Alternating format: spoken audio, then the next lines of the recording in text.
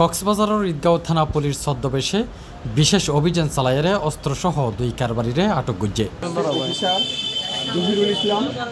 13 August বুধবার সন্ধ্যায় উপজেলার ইসলামপুর ইউনিয়নের সাক্কার দোয়ান এলাকা হইতে তারারে আটক করা হয়। আমাদের ঈদগাঁও থানার গোপন সূত্রে আমরা জানতে পারলাম যে আমাদের এই জায়গায় টাকার দোকান এলাকা আপনার একটা অস্ত্র লেনদেন হবে, বেচা কেনার একটা হবে। তো শুনতে পারলাম যে এই ঘটনা শোনার পরে আমরা দীর্ঘ দুপুর 1টা থেকে আমরা অপেক্ষা করতেছি এই জায়গায়। আমাদের টিম প্রায় টাকার দোকানে আপনার 2-3 ছিল, বাহিরে নাপিতকালী ওই জায়গায় পাহাড়ের উপরে স্কুলের পাশে ছিল এক টিম, আর আমাদের টিম আরেকটা ছিল আমাদের পেছনে, ওই যে পাশে একটা স্কুল আছে, এই স্কুলের পাশে আমরা ছিলাম। তো ওই জায়গা থেকে যখন আমরা অনেকক্ষণ ফলো রাখার পরে আমরা দেখতে পারলাম যে ওরা কয়েকটা লোক এই জায়গার মধ্যে শুধু এদিক সেদিক যাচ্ছে, মানে পায়তারা করতেছে এক প্রকার।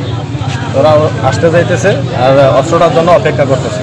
তখন ওই যে আমরা ধরলাম যে কালো গেঞ্জি পরা একটা জাহেদ নাম। আটককৃত হলদে অটোরিকশা চালক সলিম, যিনি চকরিয়া উপজেলার কোটাখালী লম্বাতলী গ্রামের জাফর ফুয়া এবং ঈদগাঁও মধ্যম শিয়াফাড়ার আনোয়ার ফুয়া জামশেদ। ঈদগাঁও থানার অফিসার ইনচার্জ মোহাম্মদ মসিউর রহমান জানাই, ছদ্মবেশে পরিচালিত অভিযানত তারার হাসত্তু এক নলা উজ্ঞা এলজি উদ্ধার করা হয়ে আটককৃত হলের বিরুদ্ধে আইনগত ব্যবস্থা গ্রহণ প্রক্রিয়াধীন।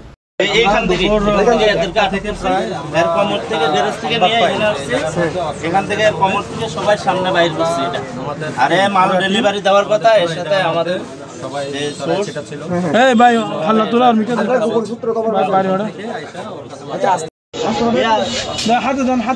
C+ TV Chittagong.